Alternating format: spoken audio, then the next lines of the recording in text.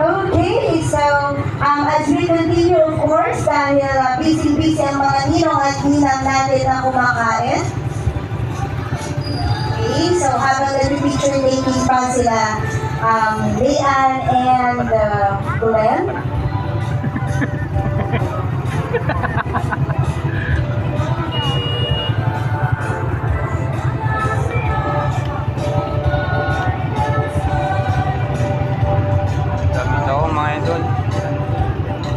Traffic na, hindi na makadaan yung mga sasakyan sa sobrang dami ng naparadang sasakyan na motor dito sa tabi ng kalsada.